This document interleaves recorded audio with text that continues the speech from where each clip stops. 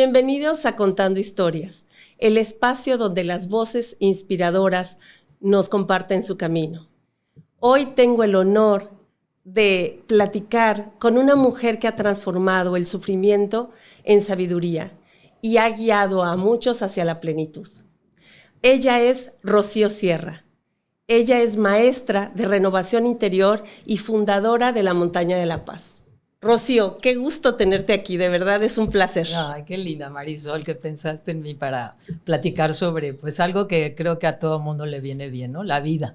Sí, cómo no. Oye, Rocío, y bueno, pues primero que nada me gustaría que nos platicaras un poco. A los 24 años empiezas este encuentro contigo misma. ¿Cómo es que se da qué te hace clic para empezar este camino? Pues mira, como todos empezamos en el camino de la conciencia con un problema. Tenía un serio problema de relación y necesitaba guía y necesitaba sanar mucho dolor que traía, mucha inquietud, mucho miedo que traía. Y me invitaron a un curso. Y fui al famoso curso y resultó que encontré hoy ahí mi misión de vida. La primera vez que oí en ese curso, la chispa divina mora en ti. Y cuando yo escuché la chispa divina mora en ti, viniendo de toda una tradición donde la parte divina está en el cielo y yo aquí, esa separación, a mí me tocó inmensamente. Y de ahí empecé a meditar. Yo creía que iba a arreglar mi vida, pero empecé a conocer las técnicas que me llevarían a arreglar mi vida. Entonces empecé ahí a meditar, a conocer esa parte interna, empecé a arreglar mi vida, a mejorar, a encontrar el poder que tenemos de creación, empecé a encontrar que podemos sanar internamente y que la vida de afuera es el resultado de lo de adentro. Y ahí fue cuando yo soy de profesión, soy comunicadora de profesión, y fue ahí donde me di cuenta que podía, siempre con la tendencia de querer ayudar a otros desde chica, sí, pero ahí encontraba los elementos para ayudar bien. Y entonces encontré ahí a los 4 años de estar en mi proceso personal, encontré para qué había venido esta vida. ¡Wow! ¡Qué maravilla encontrarlo tan joven! Sí, muy joven. A los 29 años yo ya sabía perfectamente para qué estaba aquí en esta tierra. Ay, y ya me empecé a entrenar para compartir y compartir y compartir. Y ahí viene pues un viaje, tanto personal como de servicio. Oye, hablas que, tuviste que soltar los condicionamientos de la infancia, ¿no? Así es. ¿Qué implicó eso en tu vida y cómo podrías tú decirle a alguien que tiene miedo a soltar que lo haga, que lo puede hacer? Mira, ¿cómo se hace? Yo creo que lo que más me ayudó fue al encontrarme a mí, encontrar mi dimensión espiritual, la esencia de lo que somos, en lugar de identificarme con el yo, Rocío Sierra, que nació en tal, que tiene tantos hermanos, que hace esto, que hace el otro y que estudió comunicación. Yo creo que era encontrar la fuerza interna al conectar contigo a través de la meditación. Por eso te digo que a mí el viaje de la meditación y de la respiración han sido las claves para poder soltar lo que no necesitas, porque te vas dando cuenta de cuántas estructuras mentales tienes que te mandan al apego, que te mandan al enojo, que te mandan a la aversión o al rechazo o al control de la vida o la victimez. Entonces, pero todo eso es inseguridad. Sí, claro. Cuando quieres controlarlo de afuera es inseguridad. Entonces, cuando vas encontrándote a ti ahí adentro, encuentras en dónde sostenerte, en dónde apoyarte. Entonces, cuando ves que un programa mental, por ejemplo, no vales, o no eres suficiente, o necesitas a tal persona, a tal situación para sentirte fuerte, pues empiezas a decir, no lo necesito, porque cuando yo estoy en íntimo contacto conmigo, me siento una persona fuerte y segura. Entonces no es lo de afuera, yo le he dado poder a lo de afuera porque me enseñaron. Imagínate, tengo 68 años. Sí. En mi juventud, el qué dirán era importantísimo. Sí, por supuesto. Era importantísimo. Vivíamos para el qué dirán. Yo recuerdo que llegaba con mamá divina, que fue una gran madre, pero pues obviamente con su disfuncionalidad y con todo su problemática ya de mujer y de aquel entonces. Pero yo llegaba a lo mejor en la noche, llegaba un poco tarde, y en lugar de decirme, ¿estás bien?, me decía, ¿qué va a decir la gente de que te va a ver a estas horas de la noche? Qué bárbara. ¿No? O a lo mejor esa de mi mamá aprendí de verlo, la sobreprotección. Mi mamá fue una persona que protegía al 400% a los hombres de su vida. Entonces yo traía esa tendencia. Estaba yo en algún momento, y esa tendencia trae creencias. Yo sirvo y me hacen caso en la medida en que yo ayudo a otros. Sí, claro. Y si no ayudo a otros, entonces no sirvo, ¿no? Que era la tendencia que yo pues mamé de mi mamá. Sí. Y lo estaba reproduciendo en mi primer matrimonio. Entonces un día nos vamos a Acapulco con una amiga y me dice ahí, cuando ve la dinámica que tenía con mi esposo y con mis hijos, me dice, ay, Rocío, eres bien codependiente. Y yo, ¿qué es eso? Tenía yo 30 y tantos años, 32, 33 años en ese entonces. Estaban chiquititos mis hijos. Y digo, ¿qué es eso de codependiente? Me dice, léete a Melody Beattie, no seas más codependiente. Y yo me voy a leer lo que es la codependencia y me identifico al 100%. Y me doy cuenta de que mi mamá era codependiente y que pues esas estructuras se pasan. Sí, claro. Porque yo había oído los programas mentales, por ejemplo, un programa mental muy típico de cuando yo empecé es, y va a ser muy fuerte, no existe la muerte, no existe la enfermedad, no existe la vejez. Entonces, cuando yo oí eso, me impactó. Y dije, yo tengo que entrar a profundidad, a conocer cómo que no existe la muerte, la vejez y la enfermedad. Pues si yo he visto a mis abuelos, la enfermedad yo misma la he tenido, claro, ¿no? La decadencia la veo por todos lados, ¿cómo que no existe? Así como me impactó esas aseveraciones primeros de todo un bagaje de cultura, pues de iniciática, de profundidad, ¿no? De vida, que hoy está muy en boga.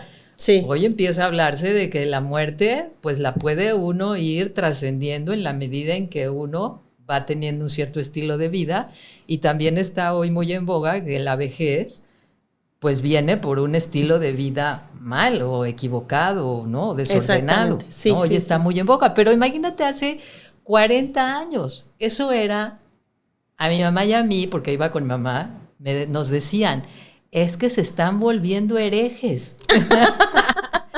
¿Cómo que ¿Quién sabe en qué lugar las metieron, no? Sí, sí. Entonces, así como me impactó esas frases que con el tiempo fui entendiendo más y más, que estaba hablando de la vida del alma, ¿no? Que somos eternos y que la vejez no existía si tenías un estilo de vida, pero en ese entonces eran bombas, porque no había explicación alguna. Claro. Las tenías que ir sintiendo y experimentando, ¿no? La eternidad del alma la tenías que ir experimentando, que creo que aunque lo sepas intelectualmente, hay que experimentarlo, hay que sentir, ¿no? La eternidad del alma. Bueno, así me impactó la de la codependencia, así me impactó también. Entonces, así como me metí de lleno a entender la muerte, la vida, la transformación, el cambio, la interdependencia, me metí de lleno a entender lo que era la codependencia, porque yo decía, o rompo estas estructuras en donde vivo para otros y no estoy viviendo mi vida. Exacto. ¿No? En donde tengo que soltar el estar conectando, empiezas a estudiar y yo conectaba con puros muchachos complicados.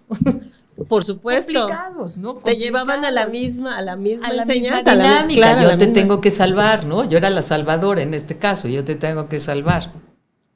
Entonces me metí en eso, entonces fui entrando en toda el área psicológica, en el área sociológica.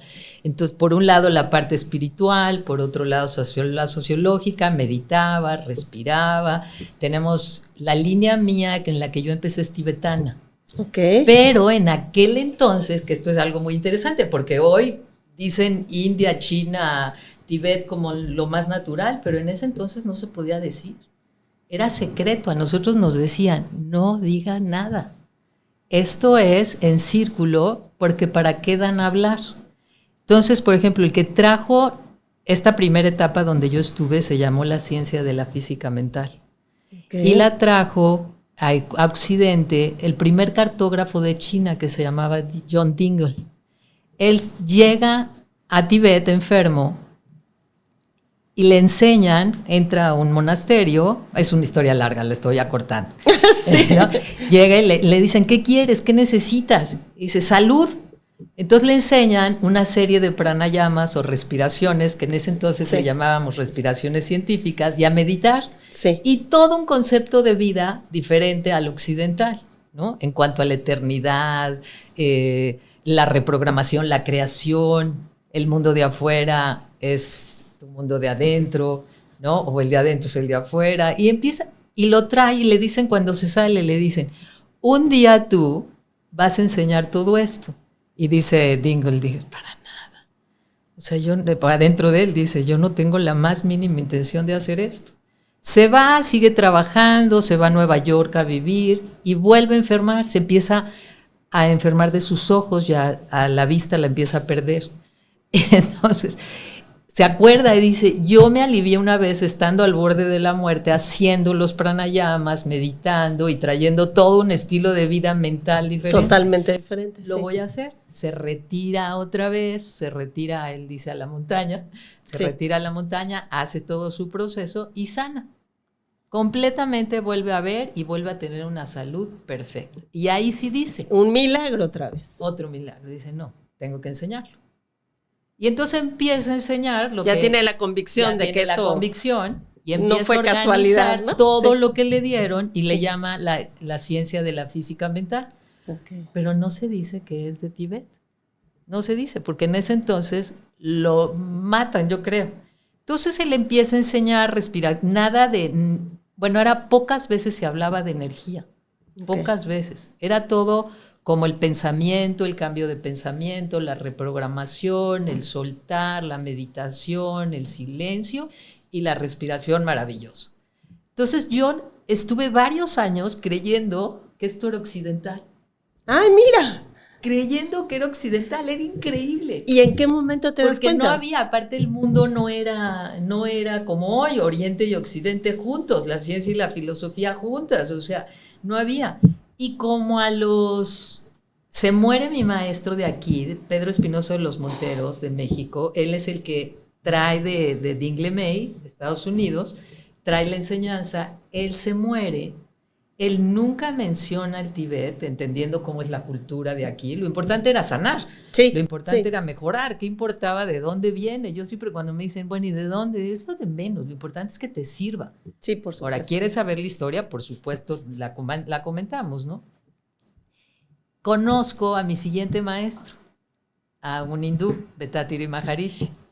Pero para conocerlo me voy a la raíz de la física mental a Yucca Valley, Estados Unidos, y estoy ahí, y de repente empiezo a hablar con alumnos directos de Dingle May, del maestro que fue al Tíbet, y empiezo a decir, pues si esto es tibetano, todo lo que yo estoy aprendiendo es tibetano, pero también estaba en ese entonces, ¿cómo se llama este señor en Occidente, que ahorita está muy de moda con Vincent Lakiani, el método Silva? José Silva, no sé si lo hayas oído. Sí, cómo no. En ese entonces, José Silva estaba también fuertísimo. Entonces, yo decía, ay, pues entre Silva y Espinosa de los Monteros en México están dando todo lo que es la parte mental. Uh-huh. Pero de repente, te digo, me doy cuenta que era tibetano. Y entonces me interesa, pues me empiezo a meter en líneas tibetanas. A grado que la última certificación que tuvimos Héctor y yo, mi marido, fue en una línea tibetana muy, muy actualizada, que es la de las 3 puertas, con la tradición Bon, que es todavía más antigua que el budismo tibetano, todavía más antiguo. Oye, y mencionabas atrás de cámaras que habías estado en la India y habías... Ah, sí. Ahora sí que...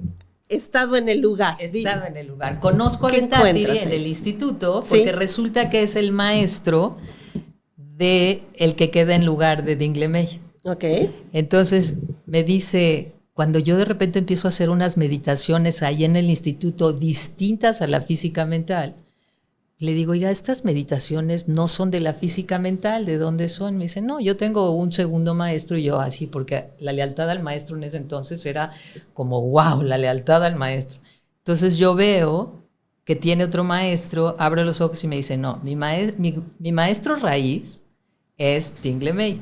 Pero ahora conocí yo era chiquitita, tenía 30 y tantos años, era jovencita y era un mundo que no se conocía de hoy. Sí. Entonces me dice, ¿quieres conocerlo? Le digo, sí. Yo estaba con mis hijos ya chiquitos en Estados Unidos en un curso y me dice, vienen 15 días. ¿Quieres venir? Digo, claro. Regreso a México, dejo a mis hijos con mi marido, me regreso ahí y ahí empiezo 9 años con Vettatiri Maharishi. Empiezo con él 9 años, tanto en Estados Unidos como en la India, y lo traje a México. Y empieza ahí mi recorrido en la línea hindú, que era completamente complementaria a la que ya traía. Es más, se reforzaban y se enaltecían las dos, ¿no? Porque a esta le faltaba esto. Por ejemplo, con Vettatiri ya traía ejercicios simplificados de yoga, traía una introspección muy profunda de vida, cómo neutralizar la ira, cómo manejar el estrés, que en ese entonces era la preocupación, hoy se dice estrés, Sí. Cómo manejar tus deseos, cómo la parte de creación de vida me venía de la física mental. ¿Qué vida quieres crear? Tienes el poder para crearlo. Y te conectas con él en la meditación, con ese poder que hay, ¿no? Y entonces aprendes a usar la imaginación y todo lo que está hoy en boga, ¿no? Y con el Swami, la meditación mucho más profunda, más silenciosa, una meditación que llegas a teta y a delta con mucha facilidad, con un entrenamiento, por supuesto, que entras. Sí. Los ejercicios de yoga, los ejercicios simplificados, porque él decía, la vida es muy sencilla, ¿por qué se la tienen que complicar? ¿Por qué se la complican con ejercicios tan complicados de yoga? Con todo el respeto que me merece la yoga, con todo el respeto. Pero él decía así, hay mucha gente que no entra a hacer ejercicio porque lo ve muy complicado. Uh-huh. Entonces vamos a simplificar, y simplifica en algo que le llama ejercicios simplificados de yoga, que lo haces en media hora y mueves todo. Sutilmente, suavemente, lo mueves todo y te sientes maravillosamente de hacer diario esa práctica. Wow. Entonces ya tenía las respiraciones, los ejercicios de yoga, la meditación, tanto la reprogramándote, como la meditación silencio completo, y sigo aprendiendo a hacer introspección, porque la clave, hay mucha gente, y a mí me pudo haber pasado, que estaba meditando, respirando, haciendo ejercicio, sí, pero me faltaba el saberme observar.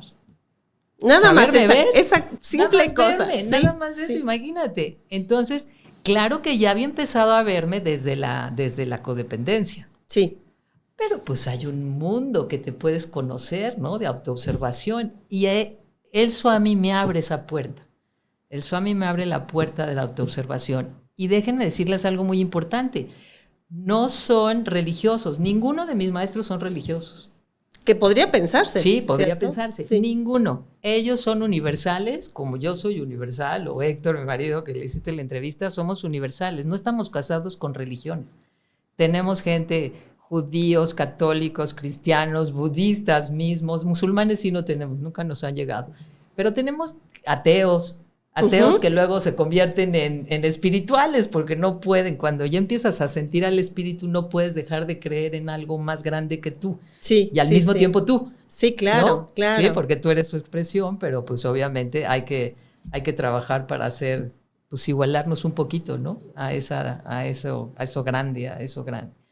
Entonces, ahí me dice un doctor en ese entonces, ya te estoy hablando de mis 40s, me dice un doctor, oye, Rocío, tú necesitas hacer Qigong, necesitas hacer Qigong, porque él le decía más Qigong que Qigong, que hoy está de moda el Qigong o el Qigong. Sí, se conoce, ¿no? Más. Y entonces le digo, oye, pues aquí no hay nadie que dé eso, pues yo ya hago pranayamas, eso es Qigong. La meditación me dice, no, tienes que encontrar a alguien que te dé Qigong. Bueno, pasan y empiezo yo a trabajar, necesito un maestro de Qigong. Porque algo que te enseña todo esto es a crear. Sí. Y empiezo a crear la imagen de que quiero un maestro, y de repente llego a mi secretaria y me dice, oye, Rocío, me dejas ir a Veracruz, pero me tengo que ir desde el viernes tempranito, porque hay un maestro en Fortín, un maestro Shaolin, que va a dar una iniciación hermosa, y quiero ir porque me están diciendo que me va a servir. Y yo veía a Lupita, sí, que tenía un problema que no lograba solucionar. Entonces le dije, pues ve a ver si ahí lo solucionas, ¿no? Porque sí, no estaba yo pudiendo ayudándole en eso. Y cuando regresa la veo cambiadísima. Le digo, ¿qué hiciste? Me dice, pues fue un fin de semana formidable. Hazte de cuenta que la cámara que nosotros vemos, las etapas más avanzadas, hazte de cuenta que en una ceremonia la viví. Y le digo, ¿quién es ese maestro? Y me dice, pues el maestro Bonilla. Y le digo, pásame el teléfono porque le voy a hablar, lo quiero ir a conocer. Ahí se dio el encuentro, el primer encuentro. Entonces estábamos nosotros viendo Kung Fu, mis hijos y yo, el programa de Kung Fu, y les digo, estaban de 10, 11 años, digo, ¿quieren ir a Fortín de las Pruebas a conocer a un monje Shaolin? Y bueno, sobre todo el niño Santiago, claro que vamos, ¿no? Claro. Entonces ahí me fui con una amiga también que tenía una situación también especial, y digo, vente.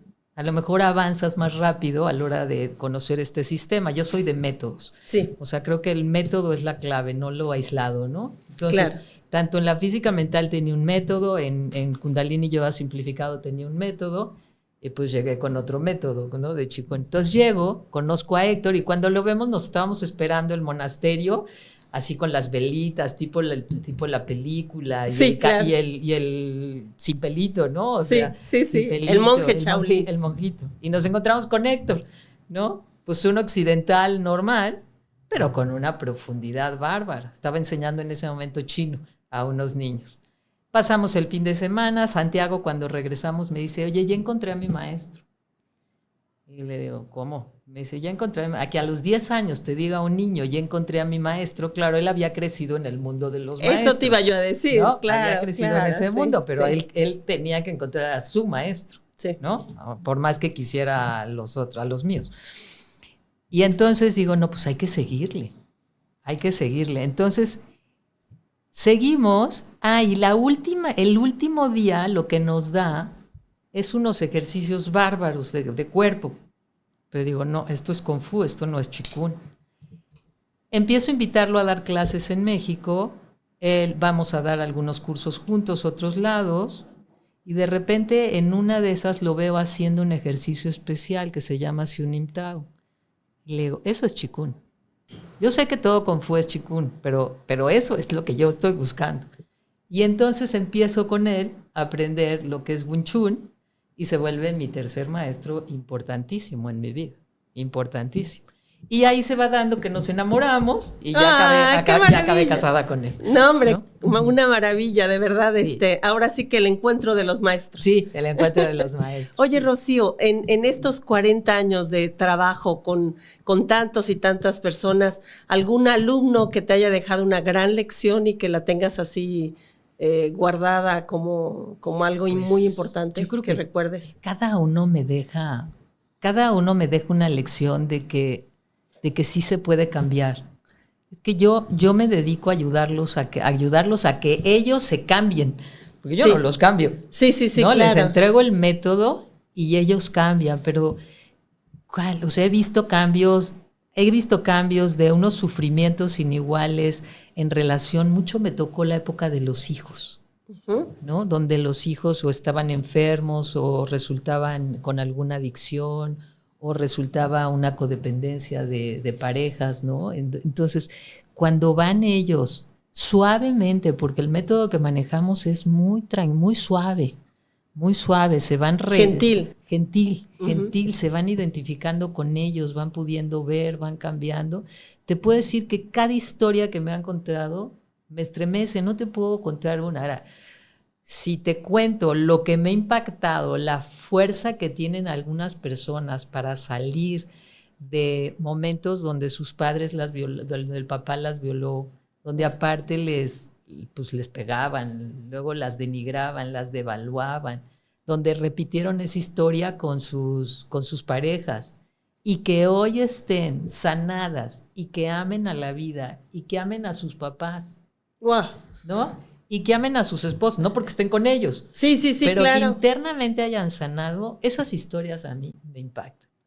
Porque mi historia es mucho más suave, ¿no? O sea, dentro de que tuve mis retos y de codependencia, que mi papá se muere desde yo muy niña, desde muy bebé.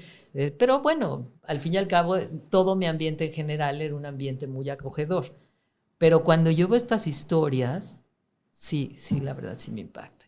O historias, tenemos tanto en México como aquí, abrimos la Fundación Descubre y Avanza. Esa es la que quiero que me platiques un poquito, sí. Abrimos la Fundación Descubre y Avanza y ahí hemos tocado a gente muy humilde, muy sencilla.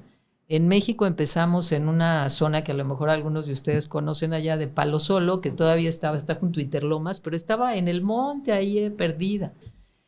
Y una señora, esa señora me impactó, que hoy hasta da clases de renovación interior. ¡Ay, qué maravilla! Llego yo a una escuela de Montessori, ahí perdida también en el monte, de servicio, y digo que voy a dar ahí todo lo que es el iniciático de renovación interior, hoy renovación interior. Esta señora entra y ella, humilde, con muy poco, económicamente muy inestable, con esposo alcohólico, con 3 hijos chiquitos, se dedica a ella, a trabajar con ella. A los 3 años, el marido estaba ya no era alcohólico, sus hijas ya estaban pues estables a la hora de que ella estaba estable, ahorita ya son universitarias, digo, ya de carrera, ya profesionistas sí. hoy, y me dice, oye, yo quiero enseñar esto. ¡Ay, qué maravilla! Y hoy da clases en zonas de muy buena postura, de muy buena posición, de muy buena cultura, y con la sencillez de ella toca, porque esto no es de cultura, esto es de tocar corazones, de enseñar cómo manejar la mente y cómo manejar el cuerpo. Esa es una historia que me puede tocar. Bueno, ahí, pues, ¿qué te puedo decir? Sacamos a la gente de la mentalidad, a los que se acercaron, ¿Sí? de la mentalidad de escasez a la mentalidad de la abundancia. Y a la hora de, ¿Estás hablando de Descubre y Avanza, de la fundación? Y Avanza, okay. Descubre y Avanza. Que Descubre y Avanza tiene muchas vertientes, porque tiene la vertiente para gentes de bajo nivel económico, ¿sí? ¿no? Marginados, ya sea en México o aquí, pero también dentro de ello está la gente como tú y como yo, pues que quiere crecer y que quiere mejorar su calidad de vida interna, siempre digo su vida de calidad interna, pero al fin y al cabo es un servicio. Ahorita tengo gente de muchos países a nivel línea, de muchos países de Latinoamérica, becados al 100. Gente que te cuenta, que no las conozco, pero que te cuenta en línea todo lo que ha cambiado sus vidas. O sea, ¿trabajan también en línea? En línea, sí. Okay. Yo trabajo en línea. Oye, pero perdón, te interrumpí en el momento que estabas diciendo el cambio de la escasez a la abundancia. El cambio de la mentalidad, de creer la vida es horrible, en la vida no hay, ya nací pobre, ya me tengo que quedar así, para mí no hay oportunidades, de tener esa mentalidad de dolor, es una mentalidad de sufrimiento, ¿no? Sí. La mente de dolor, que tenemos la mente de dolor, el habla de dolor y el cuerpo de dolor. Entonces, cuando la mente tiene dolor, que sus programas mentales son negativos o escasos o limitantes, ¿sí? Pues el habla también lo va a hacer, y la palabra es creadora. Así como hablas, así va tu vida. Entonces, ¿y cómo está tu cuerpo? Pues viviendo todas esas emociones como consecuencia de cómo piensas, pues el cuerpo también está lleno de dolor. Entonces a estas gentes a todas, pero es un reto cuando la gente de veras lo ha vivido. Tan difícil, tan programada, no se puede.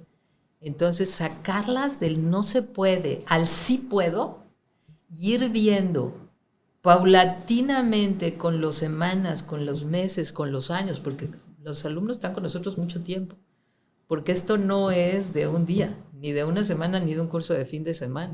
Es de vida, se vuelve un estilo de vida. No, claro, y además yo creo que se vuelve algo que disfrutan tanto los alumnos que te acabas quedando, ¿no? Te acabas quedando, sí, y no porque te necesiten, llega un momento porque están en una comunidad donde todos se ayudan. Exacto, eso justo era también algo que quería preguntarte. Uno, bueno, con todo esto que nos platicas, yo creo que el público seguramente querrá saber dónde encontrarlos, cómo ayudar, si es que se quisieran ayudar. Y bueno, como dices, igual y en este crecimiento, pues ir ayudando a otros también a crecer, ¿no? Entonces, no sé si hay redes sociales o algún contacto donde se puedan... Déjame decirte cuál te digo. Sí. Tenemos, si quieren entrar a la página de la Fundación Descubre y Avanza o la página de Rocío Sierra. Ok. Rocío Sierra. Y en Facebook y en Instagram y en YouTube es Maestra Rocío Sierra. Le pusimos Maestra Rocío Sierra porque habían muchas Rocío Sierras. Ok, sí, claro. Para que se distinguiera, porque no somos de que la maestra, ¿no? Pero bueno, así me indicaron que había que ponerle. Ahí estamos. Todos los domingos yo doy pláticas en línea, de por sí en YouTube. Uh-huh. Y hay mucha gente sin llevar un método, mucha gente con las meditaciones, las respiraciones y la introspección de domingos, sin método alguno en sí, no sabes cómo cambian. Ahora, déjame decirte algo importante de la fundación, porque has de tener mucho público de Veracruz. La fundación aquí hace 12 años tenemos un centro de la Montaña de la Paz en Santa Lucía de Potrerillo, en Monteblanco, sí, en Fortín de las Flores. Y ahí, cuando salíamos a caminar en silencio, pues nos encontrábamos con la pobreza extrema, ¿no? Sí, claro. Pobreza. Y entonces yo dije un día, algo tenemos que hacer aquí. Le digo a Héctor, algo tenemos que hacer aquí. No puede ser que estemos hablando de abundancia y de amor y de servicio y de compasión y que tengamos a nuestro alrededor tanta pobreza. No puede ser. Entonces dije, cuando acaben mis hijos de la carrera, nos dedicamos. Y efectivamente acabaron la carrera y abrimos ahí la fundación dirigida ya a la comunidad de Santa Lucía. Y ahí sí tenemos un programa muy completo porque vemos el área educativa, el área de desarrollo humano, el área ecológica, el área de deportes, el área de nutrición, el área de vivienda.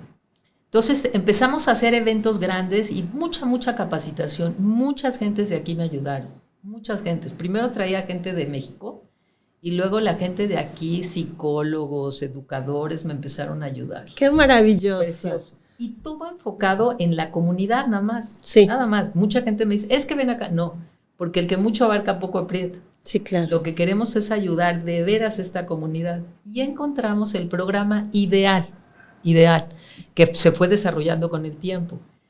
En pocas palabras, invitamos a las personas a un proceso de 5 años estar con nosotros en la transformación interna. 5 años. A cambio de que se comprometan con su transformación, papá, mamá e hijos, a cambio de eso les damos una casa. Oye, qué maravillosa forma de plantearlo. Y ya llevamos 12 casas. Qué maravilla. ¿Ves estas familias? Sí. Entregadas 5 años de su vida a su transformación, ves sus casas y dices, no puedo creer. Casas ordenadas, limpias, la gente llevándose con sus problemas naturales que tiene toda familia, pero sabiendo qué hacer con ellos, con unas herramientas de vida bárbaros. ¿Y quién nos ha ayudado a hacer todo esto? Gente como tú y como yo, pura iniciativa privada. ¡Qué maravilla! ¡Qué hermoso proyecto! Tenemos que hacer un reportaje, después me dejarás, ¿verdad? Sí. Oye, Rocío, bueno, y nos platicas de Héctor y tú y de este encuentro maravilloso de amor. ¿Cómo se lleva una relación de pareja en conciencia? Mira, hermoso. Al principio decíamos 2 tigres en una misma jaula. Pues porque sí. Muy fuertes los dos. Sí, ¿cómo no? Con vidas muy diferentes. Yo de la Ciudad de México, él llevaba tiempo aquí, pues bastante retirado ya en la montaña y con sus alumnos de Kung Fu, pero pues veníamos de mundos muy diferentes. Pero el mundo entero era el mismo. Claro. La conciencia, la misión de vida, todo eso. Yo creo que eso fue lo que nos ayudó a ir cediendo cada uno en sus partes, ir sabiendo hablar. Por ejemplo, Héctor era muy callado, yo era muy platicadora, como te darás cuenta. Entonces, él tenía que aprender a hablar más y yo tenía que aprender a callar, ¿no? A silenciar en una conversación, a ceder en unas cosas. Primero cada uno estaba en sus áreas, estábamos juntos trabajando en unas partes, pero aparte tenemos cada uno más sus áreas independientes. Héctor, por ejemplo, está ahorita ofreciendo mucha consulta de medicina tradicional china. Sí. Y yo estoy en el área de en línea, desde pandemia, me enfoqué en línea. Pero curiosamente ahorita, con el tiempo, la vida nos está juntando otra vez en los cursos bárbaramente. Los retiros siempre los damos juntos. Los retiros en la Montaña de la Paz, ahí es nuestra sinergia mejor, porque la gente llega. Unos se identifican con Héctor, otros se identifican conmigo, yo les doy la parte femenina, llamemos suave, dulce, sí, claro. Y Héctor les da la parte de disciplina y de asertividad y esto. Entonces trabajamos cuerpo, mente, emociones, espíritu en los retiros, entonces ahí sí hacemos una sinergia bárbara. Y si me dices qué es lo que más les ha ayudado a llevarla tan bien, porque puedo decir que vivimos a plenitud de pareja, una pareja madura, es el respeto mutuo. Un respeto absoluto y un espacio que nos damos total a ser como somos. Como que nunca hemos dicho tú debes de ser así o tú debes de ser así, porque somos diferentes a la vez. Claro. Pero la vida nos ha ido acercando a ser cada vez más similares. Es que es increíble. Qué curioso. Es que es y además increíble. seguramente una gran admiración uno por el los otro, admiramos ¿cierto? mucho. ¿Verdad? Sí, por supuesto. Oye, Rocío, y con hijos, nietos hoy, ¿cómo es que puedes sustraerte de la culpa de pasar de cosas tradicionales a este mundo en el que están viviendo hoy? No, yo feliz de haberlo hecho porque un día me dije, yo le tengo que dar a mis hijos algo nuevo. Yo no puedo pasarles la misma estructura mental y social que viví en mi casa. Aunque haya sido hermosa para mi época, yo no quiero seguir con esto. Yo me tengo que volver un agente de cambio para mis hijos. Entonces los ayudé a que fueran libres de pensamiento, a que fueran libres de mí, ¿no? Sí. Siempre les decía, a mí me pueden decir no cuando quieran, ¿sí? Pero con argumentos también, no nada más no por no. Muy bien. O sea, con argumentos, pero no tienen que pensar igual que yo. Entonces, como que sí son muy libres ellos y son muy actualizados, pero al mismo tiempo sus valores son muy, pues los valores, los principios de vida que dan unidad y que dan sostén a las familias, claro, ellos los llevan. Son como básicos, ¿no? Esos no cambian ni son modernos o antiguos, sí. Esos son de siempre. Oye, perdóname. No. Y te quisiera preguntar algo más. ¿Qué es lo que, digamos, como para ir cerrando? Porque aquí podríamos estar horas, ¿eh? ¿Qué es lo que tú le dirías a la Rocío de 24 cuando todavía no sabía todo lo que venía? Hace, digamos, hoy, ¿qué le dirías a esa Rocío de hace 24? Ay, la felicitaría. Sí. La felicitaría enormemente por lo que hizo, pero y le diría, si todavía estaba dormidita, le hubiera dicho despierta, porque el mundo que te espera es hermoso. El mundo es hermoso, las oportunidades son inmensas, pero tú tienes que abrir tu mente. Tú tienes que abrir tu corazón para sentir lo que ya eres, porque ya eres paz, ya eres amor, ya eres todo eso que estás buscando afuera, porque por eso llegué, quería cambiar el mundo para estar bien. Sí. ¿No? Todo eso que quieres que cambie afuera, tiene que cambiar adentro de ti para que encuentres esa paz que tanto estás buscando. El mundo es hermoso. Sí le diría, el mundo es hermoso. Sí lo es, a pesar de cómo estamos. No, hombre, pues muchísimas gracias, Rocío, de verdad ha sido un gran placer, de verdad que queremos que vuelvas a venir, que nos platiques un poquito más de todo lo que hacen, de cómo se medita, algo tan básico como cómo se medita y cómo es que te das cuenta de todas esas cosas que encontraste en este camino. Este fue un capítulo más de Contando Historias. Estamos muy felices de estar con ustedes. Síganme en mis redes sociales y suscríbanse a mi canal. Y nos vemos en otro capítulo más de Contando Historias por Diario El Mundo.